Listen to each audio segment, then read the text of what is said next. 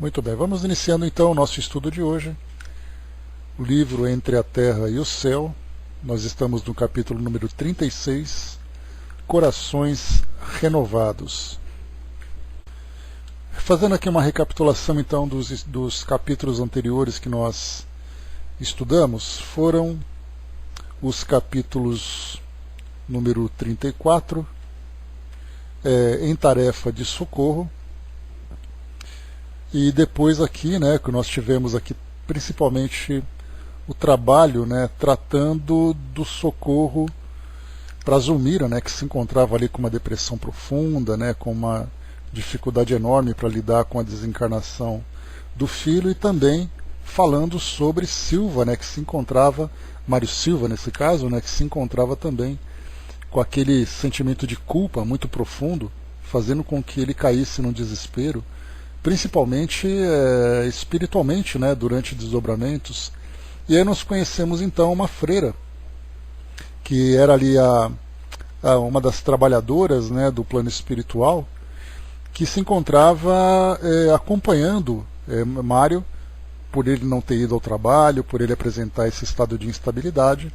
Ela então se mantinha ali vigilante, como boa trabalhadora, mas o que nós aprendemos aqui nessa passagem foi sobre o estado, o estado psíquico, o entendimento dessa freira no plano espiritual, porque ela continuava sendo católica, continuava se vestindo daquela forma, trazia ainda dogmas muito vivos a respeito de céu, de inferno, sem essa compreensão do mundo espiritual, embora moralmente fosse um espírito ali de muito boa vontade. Depois aqui então no capítulo número 35, Reerguimento Moral, foi exatamente aquele trabalho, também agora focado também em Mário Silva, que agora então essa freira no dia seguinte, acompanhada de outra religiosa, também ali se mantinha vigilante e ajudava Mário nesse trabalho.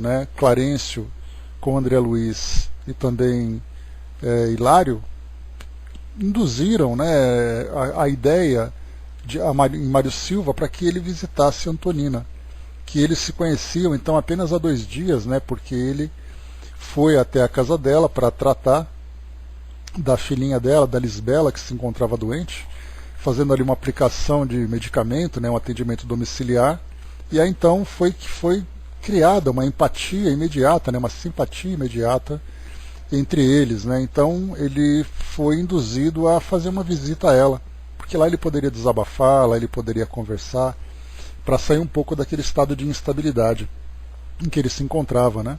E aí então o que nós podemos tirar aqui de conclusão aqui desse capítulo foi a disponibilidade de Antonina em acompanhar Mário Silva à casa de Zulmira. E aí então para ele foi algo assim, foi uma proposta que demandaria, pelo menos no entendimento dele, uma coragem muito grande. E ela chamava atenção que não era uma questão de coragem, era uma questão de humildade, porque era o orgulho dele que impedia que ele então visitasse aquela família, porque ele se sentia culpado, corresponsável pela desencarnação do garoto. Ele se rotulava então como assassino. E aí então Antonina se propôs a acompanhá-lo para que fizessem as pazes. Então aqui no final foi colocado para nós, só para a gente poder aqui retomar o fio da meada, então foi colocado assim para nós.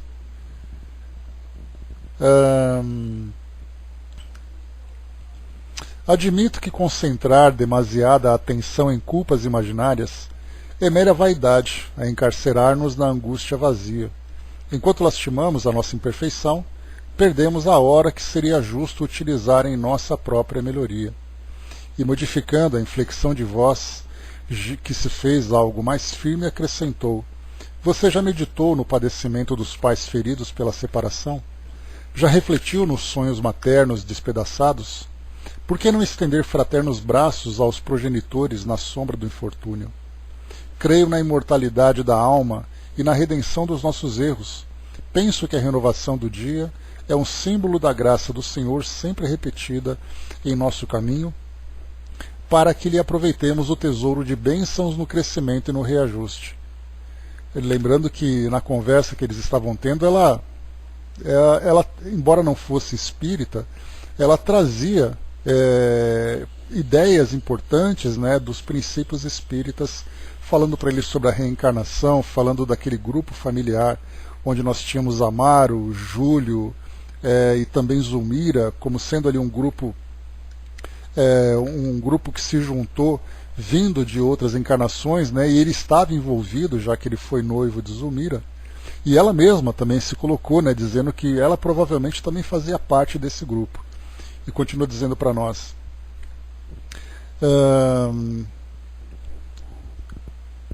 é possível que a divina bondade esteja reservando ali algum serviço para o seu propósito de elevação. Quem sabe, a volta de Júlio pode efetuar-se. Para isso, porém, será necessário reerguer o ânimo materno. Passando da energia de conselheira à ternura de irmã, aduziu carinhosa: deixaria você a outrem o privilégio de semelhante serviço? Não tenho coragem, lastimou o rapaz chorando. Não, Mário, em ocasiões dessas não é a coragem que nos falha, e sim a humildade. Nosso orgulho neste mundo, apesar de inconsciente, de inconsequente e vão, é por demais envolvente e excessivo. Não sabemos liberar a personalidade segregada no visco de nosso exagerado amor próprio. Em suma, aprisionamos o coração na escura fortaleza da vaidade e não sabemos ceder. Apegando-se ao socorro moral que lhe era lançado, o enfermeiro suplicou pesaroso: Antonina, creio na sua amizade e na elevada compreensão que flui de suas palavras. Ajude-me. Não vim aqui senão rogar auxílio e discernimento. Exponha você mesmo o que devo fazer. Dê-me um plano. Perdoe-me a intimidade. Tenho sido um homem sem fé. Não tenho autoridades ou amigos para quem apelar. Não nos conhecemos senão há dias, mas encontrei em seu coração e em sua casa algo novo para meu pobre espírito. Suporte-me e ampare-me por amor de Deus, em cuja providência você crê com tanta sinceridade. A jovem viúva, sentindo-se verdadeiramente irmã dele, acariciou-lhe as mãos quais se fossem velhos conhecidos e agora igualmente em lágrimas de emotividade e reconhecimento, convidou-o a visitarem juntos o casal sofredor na noite seguinte. Confiaria Henrique e Lisbela aos cuidados de uma parenta e seguiriam para a residência de Amaro em companhia de Haroldo, que seria ele um dos filhos dela. Desejava auxiliá-lo a ele, Mário, na justa recuperação e para esse fim estimaria acompanhá-lo de maneira a ser útil. O moço aceitou a gentileza exultante. Estava convencido de que ao lado de Antonina encontraria uma solução.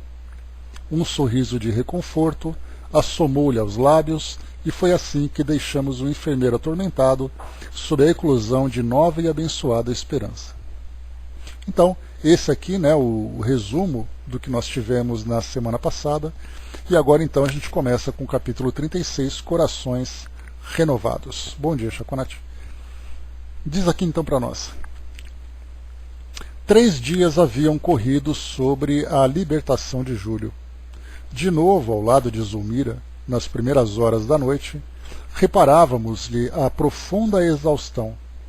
O enfraquecimento progressivo impusera-lhe perigosa situação orgânica.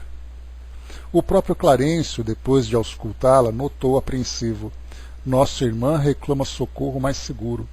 O esgotamento é quase completo. Então aqui a gente faz traça, né, um quadro a respeito de Zulmira, né, que primeiro ela viveu dramas assim indescritíveis, né? Primeiro a desencarnação de Júlio, anteriormente por afogamento, em que ela se via culpada, foi vítima de um cruel assédio obsessivo, e depois então com o próprio filho também teve a perda do filho, né? Então são dores repetidas que vêm drenando delas energias, né? E ela se encontrava aqui quase que consumida por essas dores.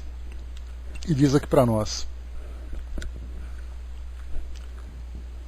a enferma recebia-lhe a assistência magnética quando Mário, Antonina e Haroldo deram entrada na sala próxima.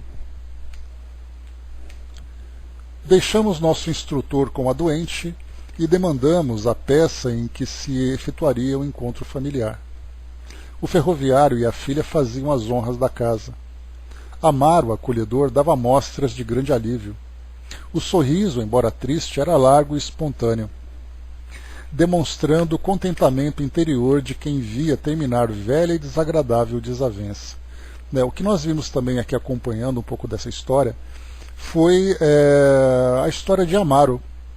No passado, ele foi ali um dos responsáveis por todo o sofrimento causado pelos nossos personagens, mas ele se mostrava nessa nova encarnação, apesar das dificuldades, um homem verdadeiramente transformado. Da mesma forma que Antonina também, que junto com Mário Silva tinha sido cúmplice também de interferência em relacionamentos, a vivência de prazeres dos mais desequilibrados, ela era uma dançarina na época, naquele período. Então nós temos ali tanto Amaro retornando como um homem transformado e Antonina também vindo dessa forma, mas Zulmira e Silva eram os dois personagens ali, assim como Júlio também, eram aqueles que precisavam de grandes reformas. Então aqui nós temos Mário que mostrava realmente essa sinceridade e esse contentamento na reconciliação. Mário, porém, surgia constrangido e desajeitado, enquanto Antonina irradiava simpatia e bondade, cativando de improviso a amizade dos anfitriões. O enfermeiro apresentou a jovem senhora e o filhinho por amigos particulares e depois, evidentemente instruído pela companheira, iniciou a palestra, comentando a penosa impressão que lhe causara o falecimento do pequenino e pedia escusas por não haver reaparecido, como reconhecia de seu dever. A ocorrência desnorteara-o. Caíra de cama, impressionado com o acontecimento que lhe não cabia esperar. Falava realmente comovido, porque, lembrando os derradeiros minutos da criança, representava-se-lhe os olhos de lágrimas que não chegaram a cair. Aquela emotividade manifesta, aliada à humildade sincera de Silva, deixava transparecer, tocava o coração de Amaro, que se descerrou mais amplamente. Percebi, disse o dono da casa, a dor que o envolveu no momento justo em que nosso anjinho era arrebatado pela morte. Sua aflição me comoveu muito, não só pelo devotamento do profissional que nos assistia, mas também pela afetividade pura do amigo que há tanto tempo se distanciara de nossos olhos. Então o quadro que era apresentado, que Amaro percebia do sofrimento de Silva, era muito diferente da realidade, porque enquanto Silva se sentia comovido, enquanto Mário Silva, se sentia comovido pela ideia de ser copartícipes daquele assassinato, ou daquela desencarnação, Amaro achava que ele estava sensibilizado pela amizade. Então era assim, as aparências nesse caso mostravam ali uma realidade diferente. A generosidade do ex-rival, por sua vez, influenciava o enfermeiro de modo decisivo. As vibrações de afabilidade e carinho que se desprendiam do apontamento afetuoso modificaram-lhe o íntimo. Mário passou a sentir balsamizante desafogo. E enquanto Evelina se afastava para atender a madrasta doente, reportou-se a tortura moral que o assaltara, assim que viu Júlio inerte, detendo-se na breve descrição do complexo de culpa que o acometera. Teria seguido com segurança a indicação do especialista? Enganar-se-ia, porventura, na dosagem da medicação? Na ligeira pausa que surgiu, natural, Amaro tomou a palavra, acrescentando bondoso: não havia motivo para tanta preocupação. Desde a primeira visita médica, compreendi que o nosso filhinho estava condenado. O soro foi o último recurso. E com dolorida resignação acentuou: não é a primeira vez que atravesso uma provação dessa ordem. Há tempos sofri a perda do caçula do meu primeiro matrimônio, estranhamente afogado numa das nossas raras excursões até a praia. Confesso que só me faltou enlouquecer. Entretanto, apeguei-me à religião para não sossobrar e hoje compreendo que somente nos compete acatar os desígnios de Deus. Não passamos de criaturas necessitadas de socorro divino a cada instante da nossa experiência humana. Sem dúvida, interferiu Antonina, otimista, sem apoio espiritual não avançaríamos um passo no terreno da verdadeira harmonia íntima. A morte do corpo nem sempre é o pior que nos possa acontecer. Quantas vezes os pais são constrangidos a acompanhar a morte moral dos filhos, no crime ou na viciação que não conseguem interromper. Também perdi um dos rebentos de Deus que Deus me confiou, mas procurei acomodar-me à saudade sem revolta, porque a sabedoria do Senhor não deve ser menosprezada. Que prazer ouvi-la, disse o ferroviário com discreta satisfação. Após afeiçoar-me com mais empenho ao catolicismo, na leitura de Santo Agostinho, observo que a abençoada renovação se fez em mim. E fitando a interlocutora com mais atenção, aduziu: a senhora é também católica? Antonina sorriu delicada e informou: não, Sr. Amaro. Em matéria de fé, aceito a interpretação evangélica do Espiritismo. Entretanto, não me impede que estejamos procurando o mesmo mestre. Comentei com vocês, né, que ela não era espírita, mas na verdade aqui ela era assim. Não tinha prestado atenção nesse detalhe. Por isso que ela falava sobre reencarnação e tudo mais. Ah, sim, Jesus é nosso porto, acentuou o anfitrião liberal. Não entendo a religião por elemento separatista. A senhora, na condição de espírita, e eu, na posição de católico, possuímos uma só linhagem, a linguagem na fé que nos identifica. Creio que a providência divina, como o sol, brilha para todos. Aí vocês se lembram, né, que nós chegamos a estudar sobre isso quando nós estudamos a Revista Espírita na última sexta-feira, que eu falava para vocês que a grande dificuldade que nós encontramos no mundo é essa questão do orgulho e da vaidade, em que nós destacamos muito mais aquilo que aquilo que para nós é mais importante, né, e portanto é aquilo que nos separa uns dos outros, do que com a humildade em que nós poderíamos destacar aquilo que para nós traz semelhanças. E aqui é uma grande lição. Então ele vê com absoluta naturalidade a fé professada por Antonina como espírita e ele como católico, juntando então os dois no ensinamento de Jesus. E não simplesmente brigando por quem é o dono de Jesus, quem é o dono da verdade, né, como nós conversamos bastante. Muitos deles nós temos essa ideia de que a minha verdade, né, é que nós sabemos tudo e o outro não sabe nada. E aqui mostra, né, essa humildade, porque é o orgulho que acaba fazendo com que nós nos distanciemos uns dos outros. Né? E continua para nós aqui. É muita alegria sentir-lhe a nobreza d'alma, comentou Antonina, entusiástica. Na essência, desejamos ser cristãos sinceros, e a sua generosidade me permite entrever a beleza do Cristo nas vidas nobres. Amaro não conseguiu responder. Um táxi parou à porta e de imediato o médico da família entrou para a inspeção. Depois das saudações usuais, passou ao quarto da enferma e, porque o dono da casa se propusesse segui-lo, recomendou-lhe permanecesse na sala com as visitas, de vez que tencionava submeter a doente a meticuloso exame, pretendendo ouvi-la a sós. Bom dia, Osmar. Então aqui a gente tem uma situação em que o médico, né, pede privacidade para falar com a paciente longe dos familiares, né, então enquanto eles ficariam fazendo ali, né, as salas, fazendo ali as honras da casa, enquanto o médico tinha ali o tratamento.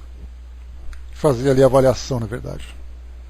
Evelina veio ter conosco e, acompanhando o facultativo com o nosso olhar, vimos-lo carinhosamente recebido por Clarencio e Odila, que se nos mostraram à porta. A conversação passou a desdobrar-se em torno de Zulmira. O chefe da família, preocupado, discorria sobre a esposa acamada, encarecendo a delicadeza da situação. Zulmira, que adoecera com a enfermidade do filhinho, desde a morte dele não mais se alimentara. Não obstante todos os conselhos médicos e todos os apelos afetivos, demonstrava-se alheia no mais amplo desinteresse pela vida. Enfraquecia de modo alarmante. Como se quisesse dar notícias de seu círculo particular ao atento enfermeiro, relacionou os desajustes psíquicos da companheira antes da vinda do filhinho que a morte lhes arrebatara ao convívio. Zulmira, com a maternidade triunfante, como que se renovara. Revelava-se mais alegre, mais viva. Readquirira a saúde plena. Com a desencarnação da criança, nova crise de contratempos invadira-lhe a casa. A moléstia asilara-se ali, de novo, entre as quatro paredes. Mário, a permutar significativos olhares com Antonina, de quando em quando se situava entre a perplexidade e o desencanto. A confissão de Amaro constituía um testemunho de humildade pura. Em muitas ocasiões fantasiara-o na própria imaginação, qual se fora um poço de orgulho e arrogância, e muitas vezes surpreendera-se em acalorados solilóquios, rixando com ele em pensamento. Então o que ele colocava aqui é que muitas vezes ele se pegava duelando com Amaro, imaginando que ele fosse um homem arrogante, um homem orgulhoso, Então ele mesmo criava situações e ficava ali tentando uma forma de derrotar o seu adversário, E aqui então, com esse depoimento de Amaro, mostrando ali todas as dificuldades e o sofrimento que ele vivia, desde muito tempo com Zulmira, por causa das desencarnações que eles sofreram, ele percebeu então um homem completamente diferente. E aí então vem aquele constrangimento, durante tanto tempo pensava isso, pensava aquilo, e na verdade era uma pessoa muito diferente daquilo que ele tinha criado. O entendimento prosseguia mais afetuoso quando o clínico tornou à sala. De semblante torturado, dirigiu-se ao ferroviário notificando: Amaro, a providência é quase impossível, quando a previdência não funciona. A posição de Zulmira piorou muitíssimo nas últimas horas. O soro aplicado desde ontem não trouxe o resultado preciso. O abatimento é enorme. Creio indispensável uma transfusão de sangue ainda esta noite, para que não sejamos amanhã surpreendidos por obstáculos insuperáveis. Amaro empalideceu. Antonina voltou-se em silêncio para Silva, como a dizer-lhe de coração para coração: não hesite, é a sua hora de ajudar. Aproveite a oportunidade. Mário, acanhado, levantou-se maquinalmente e, antes que Amaro fizesse qualquer referência ao assunto, apresentou-se ao médico explicando: Doutor, se a minha cooperação for aceita, sentirei prazer nisso. Sou doador de sangue no hospital em que trabalho. Um telefonema seu ao pediatra amigo, a quem o senhor recorreu, no caso de Júlio, pode confirmar as minhas palavras. E erguendo os olhos para o ex-rival, disse em voz quase suplicante: Amaro, permita-me. Quero auxiliar a doente de algum modo. Afinal de contas, somos todos agora bons irmãos. O chefe da casa, comovido, abraçou-o reconhecidamente. Obrigado, Silva. Nada mais conseguiu dizer. De olhos angustiados, dirigiu-se para o aposento da mulher, envolvendo-a em manifestações de carinho. Antonina, colocando Haroldo junto a uma pilha de revistas velhas, pôs-se à posição de Evelina para qualquer atividade caseira, enquanto Mário e o médico partiam velozes em busca do material necessário. A Angelina colocou, tem um ditado que diz: quem vê cara não enxerga o coração, Nos dois sentidos, Angelina? Tanto no sentido positivo, como aconteceu, com a desencarnação de Júlio, em que Amaro via nele um homem que sofria, mas na verdade era a culpa, e por outro lado, muitas vezes um homem que parece culpado, no fundo ele apresenta um bom coração, Nos dois sentidos. E um dos grandes constrangimentos, é bom lembrar isso, que se vive no plano espiritual, é que lá você é o que você é. Não há nenhuma aparência que possa mascarar a realidade psíquica e moral de um indivíduo. Então, é algo que muitos indivíduos sofrem e continuarão sofrendo, chegando no plano espiritual, imaginando que vai conseguir disfarçar aquilo que de fato né, ele é. Bom dia, dona Miriam. E continua. Transcorria 1 hora, a câmara da enferma se iluminava mais intensamente para o serviço a fazer. Zulmira, admirada, reconheceu Mário. Todavia era enorme a prostração para que pudesse demonstrar interesse ou desprazer. Apresentada a Antonina, limitou-se a endereçar-lhe alguns monossílabos com um breve sorriso de reconhecimento. Assumindo a direção da enfermagem, a jovem viúva parecia uma figura providencial. Amparou a doente com carinho, auxiliou o clínico nas tarefas do momento e, cativando a gratidão dos novos amigos, colaborou com Evelina para que todas as medidas alusivas à higiene se efetuassem harmoniosas. Realizada a transfusão, a enferma entrou na reação característica. Contudo, Silva, fosse porque estivesse de si mesmo enfraquecido ou porque a quantidade de sangue tivesse sido demasiada, passou a acusar profundo abatimento. Em seus olhos, porém, brilhava uma luz diferente. Bom dia, embaixador. Afigurava-se-lhe haver perdido as inquietações que o martirizavam. Adquirira a noção de que se reabilitara perante a própria consciência. Trouxera aos ex-adversários o próprio coração em forma de visita fraterna. E as suas próprias forças insufladas no campo orgânico da mulher que lhe fora a bem-amada, como que lhe favoreciam a ausência dos velhos pensamentos de mágoa que, por tanto tempo, lhe haviam flagelado a vida íntima. Aqui nós temos então nesse relato agora, falando sobre o tempo em que Mário se deixava consumir por esse sentimento de ódio que era vivenciado, né, por causa, né, da Zulmira. E aqui agora então ele se reabilitava agora modificando esse quadro. Mas nós encontramos muitas vezes não apenas, né, pessoas que vivem esse sentimento de ódio, sentimento de mágoa durante uma encarnação, como nós temos também espíritos que durante encarnações sentem isso. Então eles vão sendo levados, né, por esse sentimento, se desequilibrando, não conseguindo progredir em termos de evolução espiritual, porque na verdade ficam tão presos, tão focados nessa ideia de vingança, de mágoa, que se esquecem do próprio crescimento. E aqui então a gente vê o momento em que Mário começa então a se libertar desse sentimento depois de ter vivido isso durante tanto tempo. E continua. Registrando-lhe a queda de energias, o médico ministrou-lhe de imediato os recursos aconselháveis, permanecendo Mário, deste modo, comodamente instalado na larga poltrona junto dos amigos. Despediu-se o facultativo mais animado. Antonina, sem afetação, ajudou no preparo do café, que foi saboreado por todos enquanto a conversação era reatada com alegria. Foi então que a viúva se ofereceu para voltar. Era industriária e, na posição de mãe, responsabilizava-se por 3 crianças, entretanto, poderia dispor de 2 dias. Mário salientou a dificuldade para encontrar uma enfermeira ou governanta para as horas difíceis e aceitou a gentileza.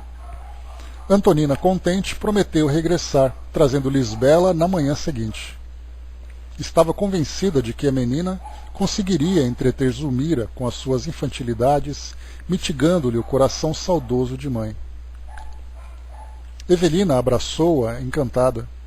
Simpatizara-se com Antonina como se fossem 2 irmãs. Algo reanimado e positivamente feliz, Mário dispôs-se à retirada e um táxi foi trazido. Num ambiente de construtiva cordialidade, desenvolveu-se a reconfortante despedida. E Silva, fitando a companheira de excursão com reconhecimento e carinho, sentiu-se reconciliado consigo mesmo, irradiando a alegria silenciosa de quem retorna à felicidade.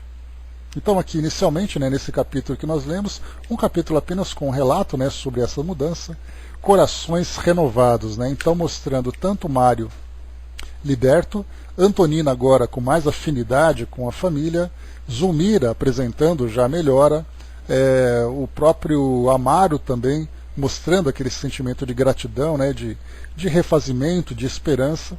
Então, todos os ânimos ali renovados. No capítulo 37, reajuste, diz aqui para nós. E pelo que nós vimos aqui, a princípio, era apenas aqui o cenário físico, né, o cenário material do que estava acontecendo. A gente não viu aqui nada relacionado tanto com Clarencio, como André Luiz, como Hilário, ou como as irmãs que acompanhavam Mário nesse processo de renovação, né? O Braz colocou tanto quanto o trabalho, né? Pois é, né, Braz? A gente vê, para nós as coisas são muito simplificadas. Eu acho que uma das grandes surpresas que nós teremos no plano espiritual vai ser exatamente perceber a complexidade de tudo que é feito aqui no mundo físico. A gente vê, né, a própria reencarnação de um indivíduo, aqui da nossa perspectiva, é apenas ali, uma mulher ficou grávida, começa então todos aqueles 9 meses de expectativa, ela continua com a atividade dela, continua ali realizando todos os seus trabalhos e tudo mais, e aí depois a criança nasce. E aí então ela começa a viver naturalmente, vai ali para um berçário, começa a escola, passa por aquele desenvolvimento biológico, e a gente não pensa, né, em toda a logística, todo o planejamento reencarnatório, a presença dos espíritos oferecendo todo o auxílio, e a gente fica muito surpreso com isso. Então não apenas nessa questão da desencarnação ou reencarnação, mas nas situações do cotidiano em que os espíritos estão sempre prontos, né, a ajudar nas nossas necessidades. Então realmente é muito trabalho que acontece tanto na parte física, mais ainda da parte espiritual. E continua. Pois é, né, a gente tem essa ilusão, e mesmo assim, né, mesmo que a gente alimente algum tipo de crença a esse respeito, ainda assim a gente tem dificuldade de ter convicção. Então você pode acreditar, mas não necessariamente ter convicção sobre tudo isso. Mas aos poucos a gente vai aprendendo. Quando os amigos se afastaram, Clarencio cercou Zulmira de cuidados especiais, aplicando-lhe passes de reconforto. A injeção de sangue renovador lhe fizera grande bem. Pouco a pouco acomodavam-se-lhe os centros de força. Desde a desencarnação do filhinho, a pobre criatura não desfrutava tão abençoado repouso quanto naquela hora. Nosso instrutor recomendou a Odila preparasse o pequeno Júlio para reencontro com a mãezinha. Zulmira vê-lo-ia buscando energias novas.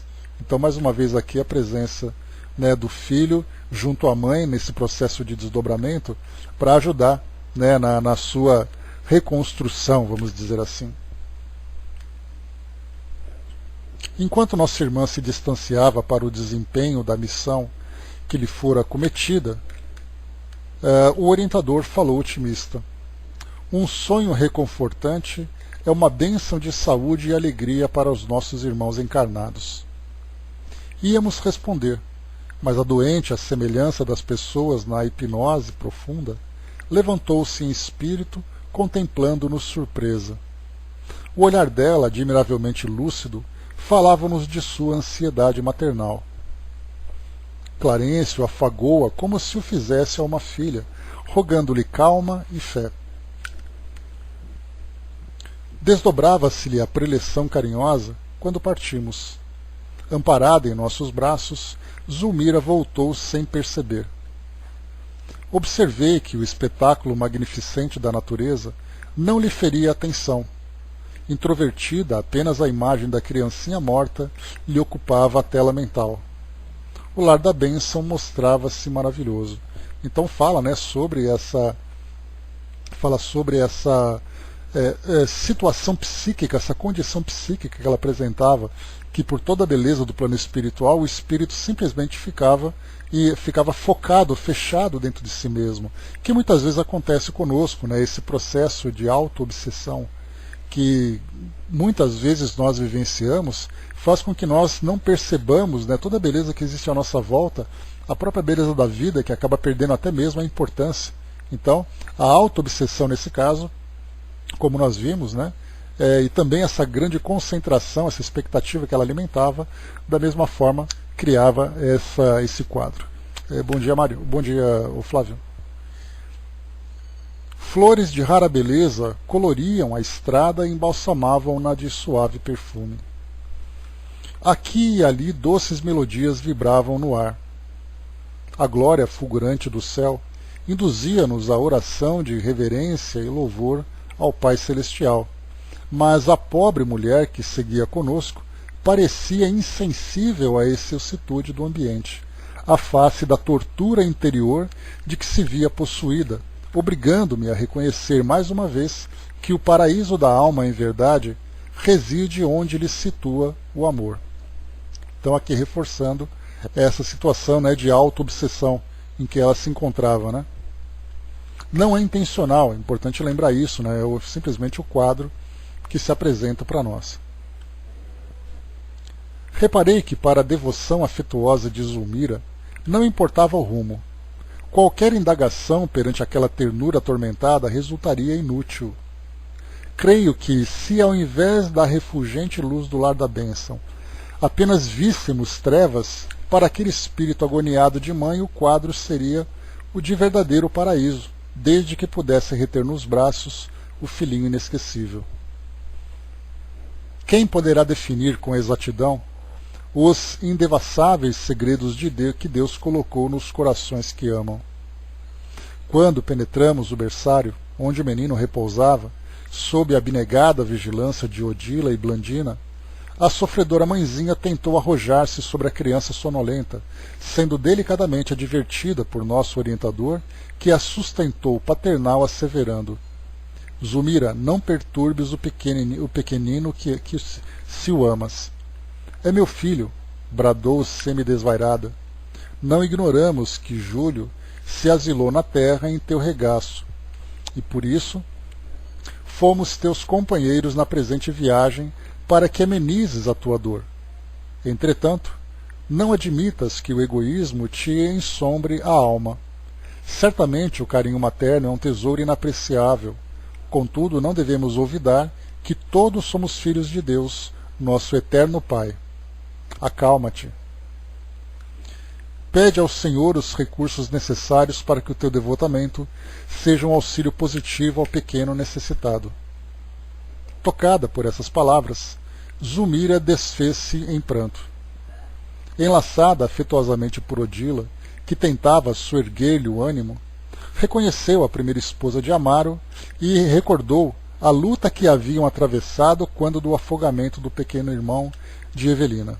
Então aqui ela recapitula então aquela fase da obsessão, em que Odila era vista por ela como sendo uma grande inimiga, uma grande perseguidora, né? Não mais agora percebendo aquilo que ela vivia como um espírito renovado e como uma auxiliadora agora nesse processo. O remorso voltou a refletir-se-lhe na mente e, atribulada, exclamou: Odila, perdoa-me, perdoa-me. Agora vejo o inferno que te impus, despreocupando-me do teu filhinho. Hoje pago com lágrimas minha deplorável displicência. Ajuda-me, querida irmã. Sê para o meu Júlio a guardiã que não fui para o teu. A interpelada acariciou-a compadecidamente e ajuntou: Tem paciência. A aflição é um incêndio que nos consome. Paguemos à vida o tributo da conformação na dor, para que sejamos efetivamente dignas do socorro celestial. E, beijando-a nos olhos, aduziu: Enxuga as lágrimas que te fustigam inutilmente. A serenidade é o nosso caminho de reestruturação espiritual. Não te reportes ao passado. Vivamos o presente fazendo o melhor ao nosso alcance. André colocou para nós aqui, né? A cada capítulo fica encantada com grande mudança nos sentimentos de Odila. O que a gente percebe, né, André, é que muitos desses livros que nós lemos, conforme Dona Ivone comentou, eles trazem histórias reais. O detalhe é que as coisas parecem que acontecem de uma forma tão perfeita que a gente acha que não passa de um conto. Mas na verdade essas histórias que são selecionadas mostram de fato para nós aquilo que existe de mais forte e poderoso em termos de sentimentos, em termos de valores, né? Então as coisas vão acontecendo como de fato elas são. É que para muitos de nós a nossa vida acontece de um modo tão tranquilo e as coisas parecem que acontecem de modo tão natural que quando a gente vê as coisas acontecendo dessa forma, tanto sofrimentos muito intensos como transformações também muito verdadeiras, parece que para nós é tudo fantasia. E na verdade é uma realidade. E a gente se esquece também que as coisas vão acontecendo com o tempo. Não acontecem simplesmente de uma hora para outra. É um trabalho de reconstrução, é um trabalho que vai se desenvolvendo, até chegar o momento em que ele acaba aflorando, que é o que a gente vê aqui agora. E continua.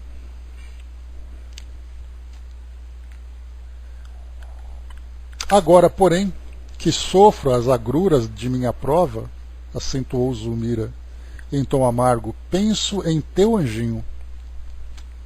Odila, conchegando-a de encontro ao peito, conduziu-a para mais perto do menino adormecido e, indicando-o, aclarou satisfeita. Ouve, meu filhinho é também o teu. Júlio de hoje é o nosso Júlio de ontem. Pesados compromissos com o pretérito obrigaram-no a aceitar as dificuldades do momento.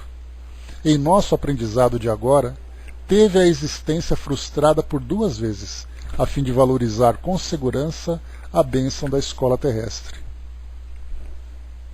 Ante a companheira perplexa, acrescentou convincente: o corpo de carne é uma veste que o nosso Júlio usou de 2 modos diferentes por nosso intermédio. E, sorrindo, como vemos, somos 2 mães partilhando o mesmo amor. Notávamos que Zulmira, admirada, estimaria algo perguntar, mas o choque da revelação como que lhe imobilizara a garganta. No imo d'alma, de certo, algo lhe alterara o campo emotivo.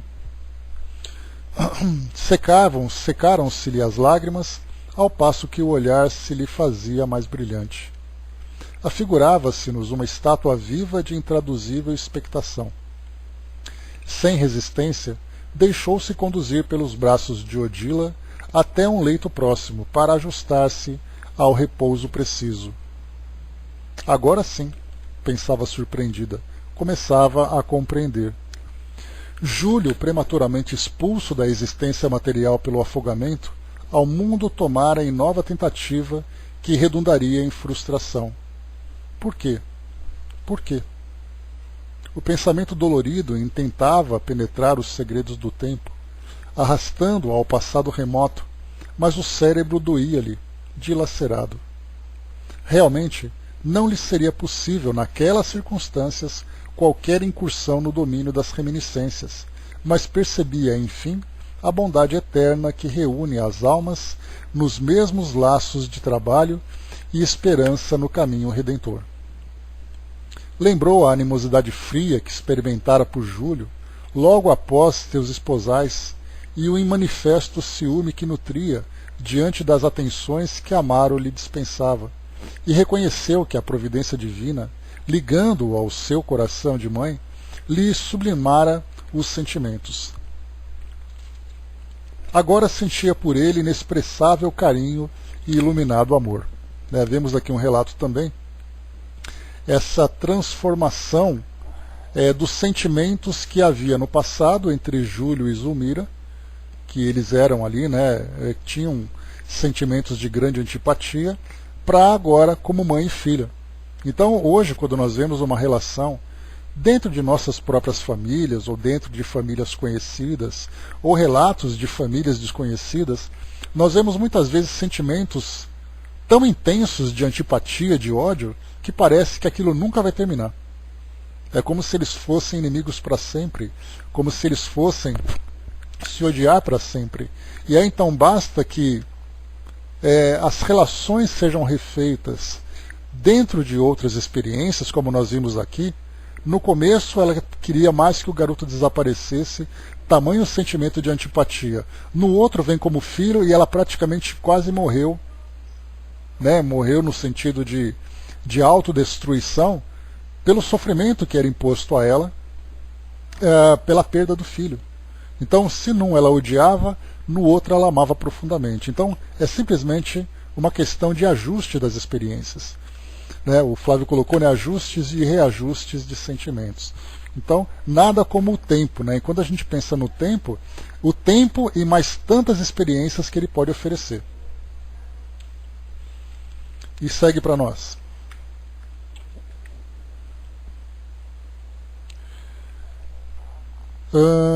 Tá. Agora sentia por ele inexpressável carinho e iluminado amor. De espírito assim transformado, via em Odila não mais a rival, mas a benfeitora que, sem dúvida, lhe seguira de perto a transfiguração. Enlaçou-se a ela em pranto silencioso, qual lhe fora a filha a ocultar-lhe nos braços maternais, ocultar-se nos braços fraternais. A primeira esposa de Amaro, imensamente comovida, correspondia-lhe às manifestações afetivas, afagando-lhe os cabelos. Convém-lhe o repouso, afirmou Clarencio, amigo. Qualquer recordação agora lhe agravaria o conflito mental. E aqui a gente entra também, né, nas bênçãos do esquecimento do passado. Porque ela queria entender por que tudo aquilo estava acontecendo. E, na verdade, havia necessidade de esperar que ela se estruturasse psiquicamente para poder lidar com esse passado, porque ela até entendia a antipatia e entendia o amor, mas qual é a causa de tudo isso? E se nós nos depararmos com as causas das dificuldades que nós enfrentamos hoje, o sentimento de muitas vezes medo, sentimento de revolta, sentimento de culpa, acaba se intensificando pelo fato de nós nos lembrarmos do fato. E aí é a mesma coisa que acontece, né, nessas nossas relações. Como seria, por exemplo, para Zulmira, se ela lembrasse que Júlio era aquele inimigo do passado e que agora viria como filho? Ela certamente seria um filho que ela desprezaria, porque ela desprezava no passado. Então o esquecimento traz para nós esse benefício, né? No caso dela, mesmo que ela se esforçasse para lembrar quais foram as causas de todo esse sofrimento, então esse passado ficava ali oculto, por enquanto, até que ela pudesse lidar com tudo isso. Né, o pai sabe o que faz, sem dúvida nenhuma. Né? Uma lei que para nós ainda é bastante misteriosa, mas a gente vai aprendendo. O Brás colocou, né, o altar da consciência, quando desperto, vira brasa, né? Principalmente nesse nível que nós estamos, né? Já no estágio mais evolutivo, os espíritos lidam com o passado sabendo exatamente, como disse para nós Joana de Ângeles, que nós temos que pegar, né, tudo aquilo que nós vivemos no passado e utilizar como degraus de ascensão, como degraus de evolução. E não lembrarmos, né, do passado como sendo algo que vai nos derrubar, algo que vai causar em nós sofrimento. Mas existe um momento certo na nossa evolução em que nós vamos ter essa condição de olhar para o passado e lidar com tudo isso. Como eu já comentei com vocês outras vezes, é mais ou menos aquilo que a gente viu na história de Emmanuel. Quando ele então lembrou do seu passado lá há 2000 anos, para contar essa história detalhada, com todas aquelas situações dolorosas que ele vivenciou, e tratar isso com naturalidade. Certamente o coração dele, claro que a gente traz aqui uma especulação, o coração dele se ressentiu de lembrar daquele passado, mas a sua consciência estava tranquila, porque agora era um espírito já renovado, um espírito que poderia olhar para trás e entender que aquilo foi experiência do passado e que foi necessária de alguma forma para o seu crescimento, para o seu desenvolvimento. Mas na nossa condição atual, o passado para nós é uma grande tortura, é um grande tormento. Né? Então não é tão simples assim nessa fase em que nós estamos agora. Mas com o tempo a gente consegue lidar com tudo isso. Até porque, né, a gente lembra que as experiências que nós vivemos nessa fase em que nós estamos hoje são experiências ainda muito mesquinhas, né, orgulho, vaidade, situações muito que nos desequilibram muito. Se nós voltarmos mais no tempo ainda, nós encontraremos situações muito mais escabrosas, né? Lembrando ali de crimes que nós cometemos, sofrimentos atrozes que nós impusemos às pessoas, né? Então lidar com tudo isso é algo muito doloroso ainda. Mas depois, daqui a algum tempo, a gente vai poder olhar para trás e perceber, né? Eu lembro que eu fiz isso, mas depois eu lembro que eu consertei. Então, enquanto nós não tivermos ainda a capacidade de consertar, a gente só vai lembrar dos estragos que foram feitos. Continua. Enlaçou-se a ela em pranto silencioso, qual se lhe fora filha, a ocultar-se nos braços maternais. A primeira esposa de Amaro, imensamente comovida, correspondia-lhe às manifestações afetivas, afagando-lhe os cabelos. Convém-lhe o repouso, afirmou Clarencio amigo. Qualquer recordação agora lhe agravaria o conflito mental. Odila desembaraçou-se da companheira, deixando-a a sós no descanso justo, e seguiu-nos.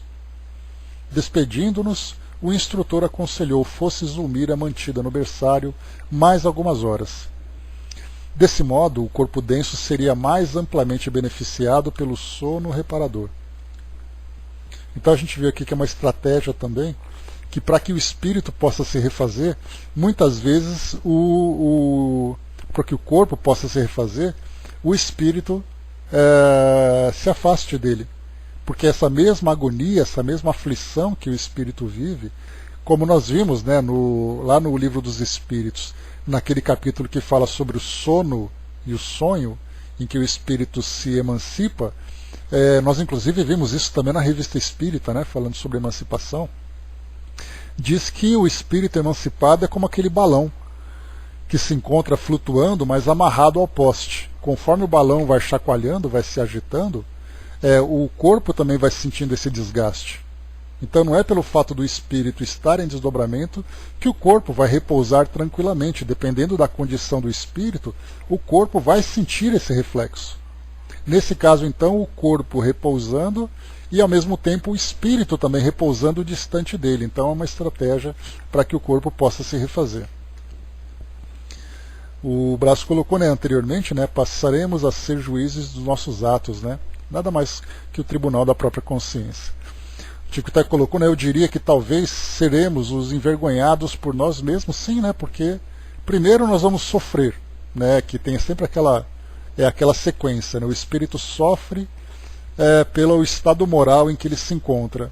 Quando ele se der conta da causa desse sofrimento, aí sim vem a parte do constrangimento. Porque muitas vezes o espírito sofre, como a gente já viu em muitas passagens, mas ele acha que sofre injustamente. Ele sempre vai procurar o culpado. Porque ele sofre porque o outro fez aquilo, porque ele sofre porque o outro teve responsabilidade. Quando ele se depara e percebe que ele foi responsável, ele começa a analisar o histórico dele próprio, aí sim ele começa a sentir esse constrangimento. Né? E ele não deixa de ser um passo importante.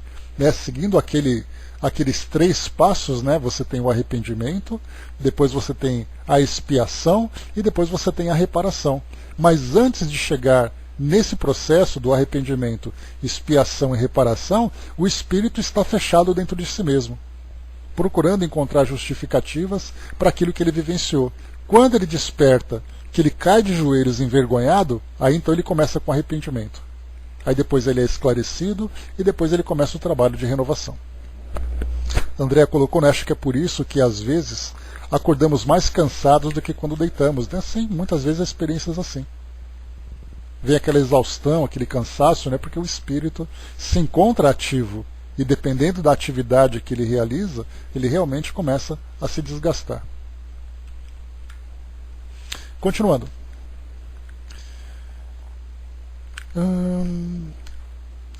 Voltaríamos a reconduzi-la à residência terrestre, de maneira a garantir-lhe, tanto quanto possível, as melhoras gerais. Afastamo-nos assim para regressar em breve. Com efeito, transcorrido o tempo que o nosso instrutor julgou indispensável, tornemos ao lar da bênção para restituir nossa amiga ao ninho distante. O relógio marcava 9 da manhã, quando a enferma, sob a nossa vigilância, despertou no corpo físico. Zulmira, retomando o equipamento cerebral mais denso, não conseguiu articular a lembrança da excursão que se lhe afigurou, então um delicioso sonho.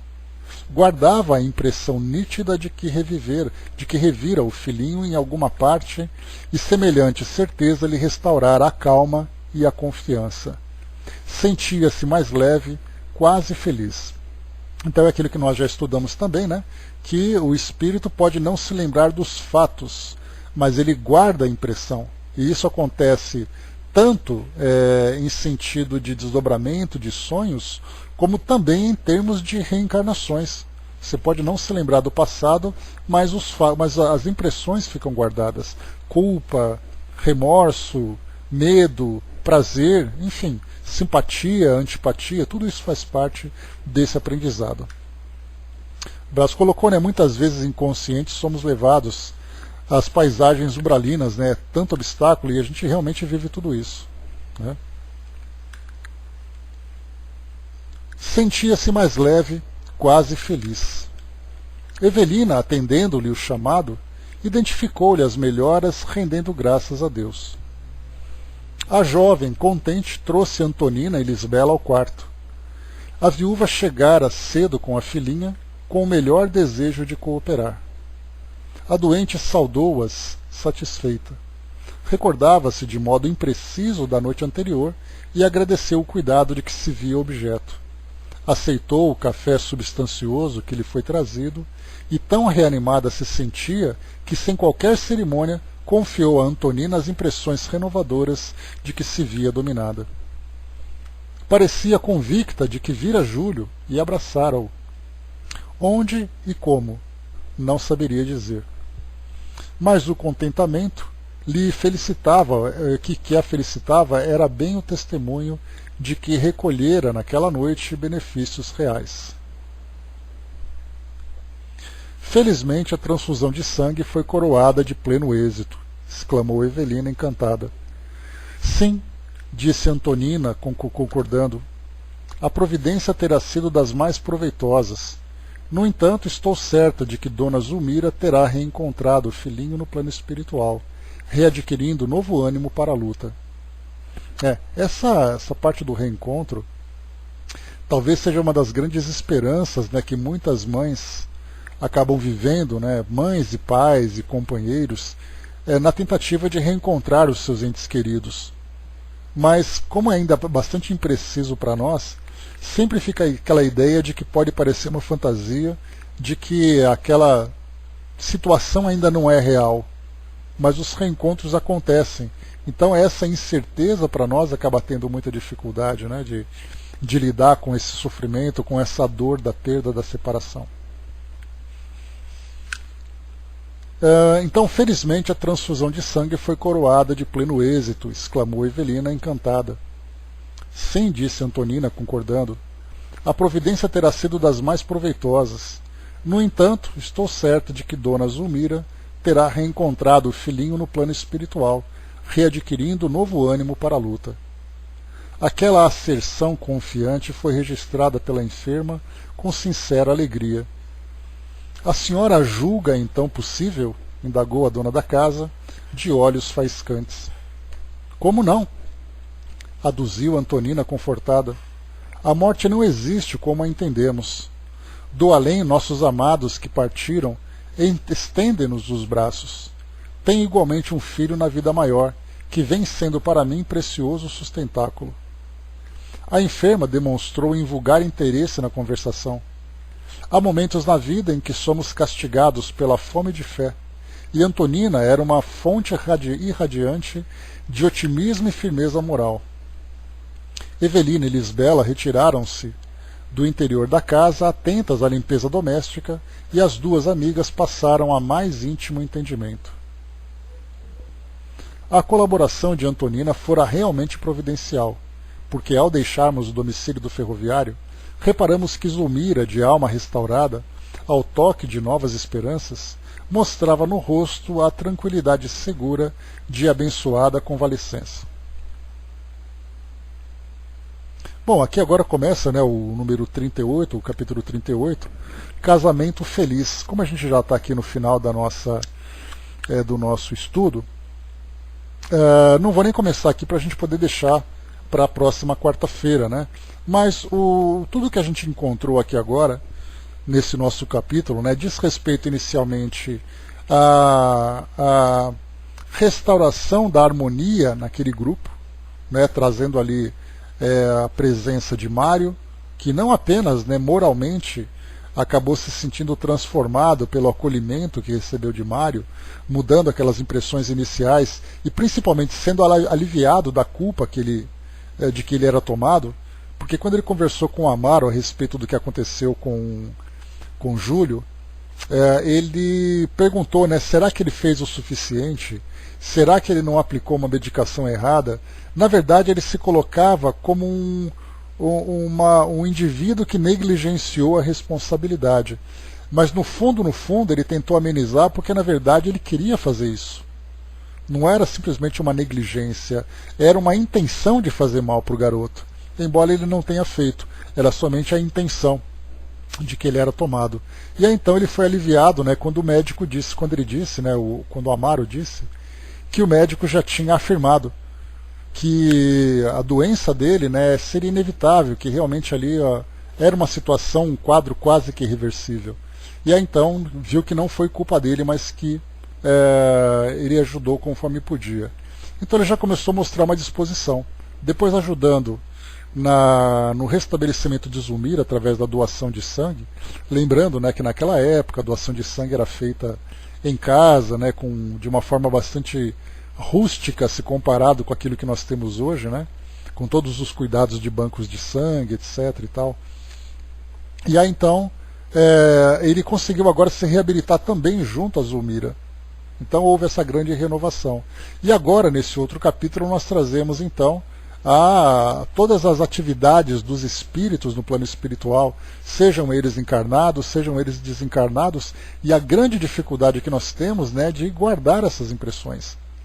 Dizem os espíritos para nós que no futuro, quando nós tivermos a nossa consciência mais tranquila, quando já regenerados, né, que é o que nós vamos alcançar em breve, assim nós esperamos, né, sendo regenerados, como o próprio nome diz para nós, o espírito regenerado é o espírito já livre de culpas.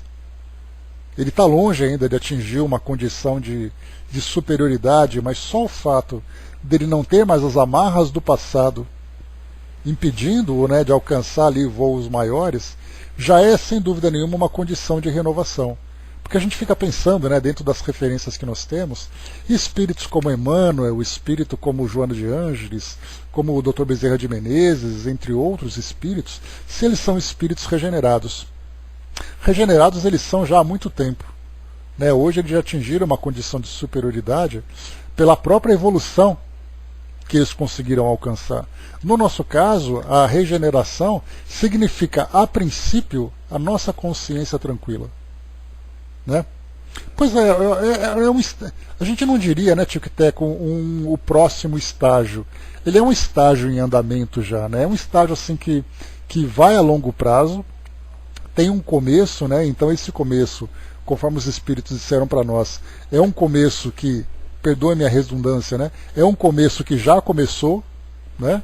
Então nós já estamos vivendo isso, mas é um início ainda muito, quase imperceptível para nós, né? Quando nós vemos todas as turbulências, todo o sofrimento que nós encontramos, todo o desequilíbrio, né? Então, para poder chegar a uma construção, há a necessidade de uma desconstrução. Então, ontem mesmo, né? Aliás, quem não participou perdeu, né? Ontem nós tivemos um encontro com os jovens lá no nosso canal do YouTube do Espiritismo.net. E foi mencionado exatamente isso, né?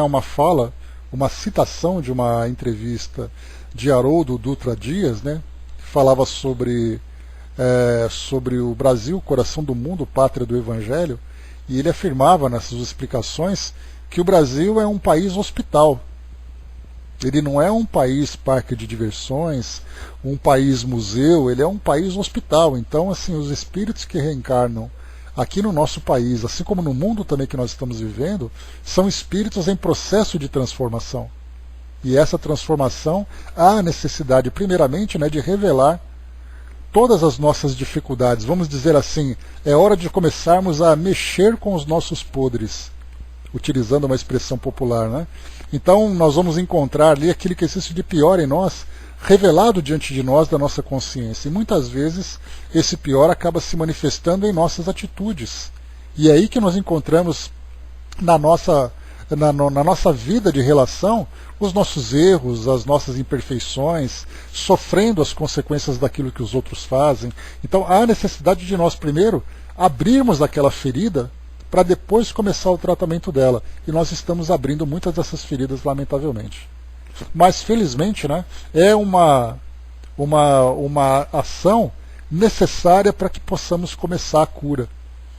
Então nós estamos em processo de regeneração.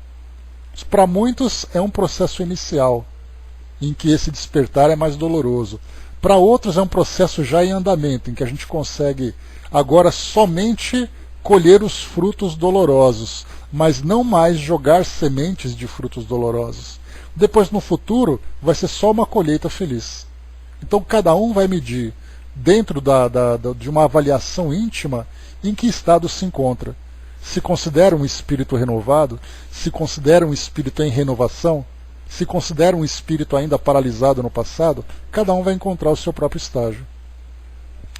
O Brás colocou, né, Ramatiz diz que os encarnados e desencarnados em Marte têm relações quase normal. A naturalidade que é falada, né, Brás, dos mundos mais desenvolvidos, pelo fato dos espíritos não terem mais preocupação de verem no passado e verem nas relações com o plano espiritual espíritos inimigos, existe essa liberdade tranquila. Então a mediunidade não é mais casos especiais como nós vemos hoje. É um estado natural dos espíritos. E, portanto, tendo essa visão do plano espiritual, a relação com o mundo espiritual também é muito natural, não apenas nas relações em si, mas o entendimento de reencarnação e desencarnação também é algo absolutamente natural. Então nós esperamos chegar a esse estágio da nossa evolução. André colocou, né, só o fato de estarmos na doutrina nessa encarnação já nos ajuda a caminhar com maior compreensão das grandes mudanças que necessitamos fazer, né? E ainda, né, André, a gente vê assim, para nós, o conhecimento que a doutrina proporciona sobre essa realidade espiritual que nós vivemos é algo positivo, mas aí nós olhamos para o mundo hoje e a gente pensa, né, quanto trabalho ainda precisa ser feito no mundo todo. Quanto trabalho ainda tem que ser feito para aqueles espíritos que não compreenderam ainda essa realidade. Então é, sem dúvida nenhuma, o início desse processo de transformação do nosso mundo, mas é um início tão ainda nos primeiros passos, que para muitos essa realidade nem é conhecida, mas ela será conhecida. Porque, como nós estamos estudando, vai ser um processo natural de mudança das filosofias do mundo hoje, falando sobre o mundo espiritual, agora sem dogmas, falando sobre o mundo espiritual sem uma visão materialista, mas de fato fazendo com que essas escolas religiosas penetrem no mundo espiritual. Continuem carregando, né, suas características, mas agora analisando de um modo diferente o que é a vida no mundo espiritual, o que é o espírito, por que essas diferenças que nós temos hoje no mundo, a ideia da reencarnação se tornará muito mais clara. A comunicação com o mundo espiritual também fará parte dessas filosofias. Então tudo isso é parte desse processo de renovação. Eu já desisti de pensar nisso, né, há tanto tempo, eu penso cada vez mais. Porque cada vez que a gente percebe que toda essa turbulência vai acontecendo, a gente vê que esses espíritos estão despertando, infelizmente da pior forma. Mas estão despertando, né? O Brás colocou, acompanhei um drama que se passa na nossa nação hoje, que me valeu uma letra musical que escrevi, né? História mística. Depois cola para nós lá, Brás, no nosso grupo no Facebook, para a gente poder conhecer a sua letra, a sua composição. A escravatura no Brasil criou muitos débitos, né? Nós temos na nossa história as bagagens morais negativas que nós criamos, né? E cada região tem a sua. Nós temos com os escravos, com os indígenas, temos aí todo esse desequilíbrio moral, e nós olhamos para outras nações e nós encontramos cada país com a sua própria história. Mas é uma necessidade que nós temos, né? As feridas estão sendo abertas e estão sendo tratadas, né? O Chico até colocou, né, o dia a dia vai confirmando que a profecia de Jesus, quando o nosso futuro é uma verdade, né? Sim. Então ninguém sairá daqui sem pagar o último ceitil, né, como diz na passagem do Evangelho. E cada um aqui está se deparando com a própria consciência e tendo que lidar com isso para poder passar por essa transformação. Temos em nossos meios até hoje escravagistas e capitães do mato. Temos, infelizmente, né?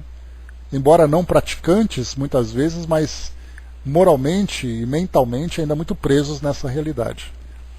Então, meus amigos, fechando por aqui o nosso estudo de hoje, Tico Teco lembrou, né, que a nossa libertação tem o seu preço, né, o preço do sacrifício e o preço da renovação.